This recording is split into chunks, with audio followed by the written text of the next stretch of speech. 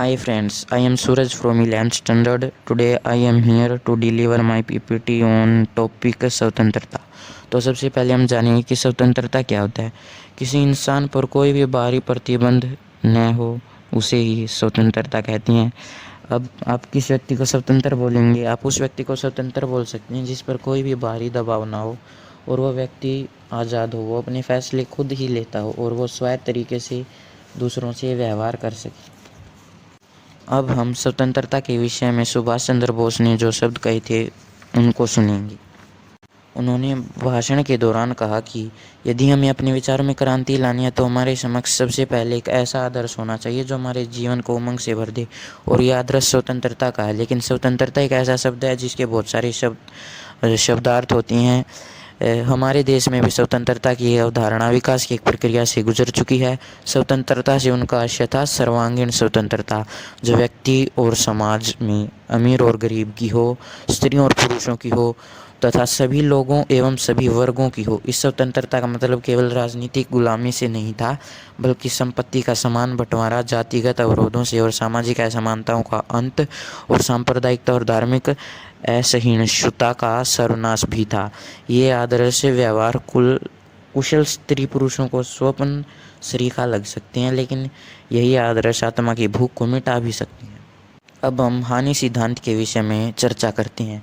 John Stuart Mill ने अपनी book on liberty में एक बहुत महत्वपूर्ण तरीके से ये मुद्दा उठाया था।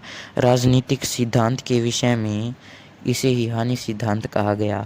सिद्धांत यह है कि किसी के कार्य को करने की स्वतंत्रता व्यक्तिगत या सामूहिक रूप से हस्तक्षेप करने का इकलौता लक्ष्य था। उन्होंने इस सिद्धांत का बंटवारा किया स्वयं संबंध और पर संबंध में। स्वयं संबंध अर्थात व्यक्ति अगर कोई भी कार्य करता है तो उसका प्रभाव केवल उसी व्यक्ति पर पड़े, और वो उसमें वो कह सकता है कि ये मेरा कार्य है, मैं इसे वैसे करूं जैसे मैं चाहूँ, तो दूसरे को इसमें कोई दिक्कत नहीं। पर संबंध में वो कार्य हैं जो मान लो कोई भी व्यक्ति कर रहा है और उसका असर दूसरे व्यक्तियों पर भी पड़ता है। और अब उन्होंने स्वतंत्रता के दो पहलू भी रखे। पहला था नकारात्मक और दूसरा था सकारात्मक।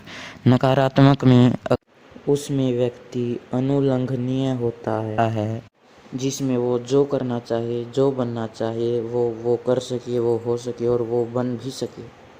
और सकारात्मक में वो व्यक्ति कोई भी काम करना चाहे और उसके पास उसकी योग्यता हो, उस काम को करने की क्षमता हो, तो वो आपकी सकारात्मक स्वतंत्रता भूल जाता है। उसके पास शिक्षा का अधिकार है, उसके पास कोई बाहरी दबाव नहीं है, तो हम उसे कहेंगे उसके पास नकारात्मक स्वतंत्रता है।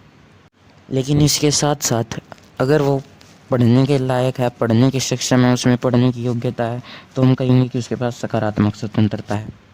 Thank you guys, here my PPT ends.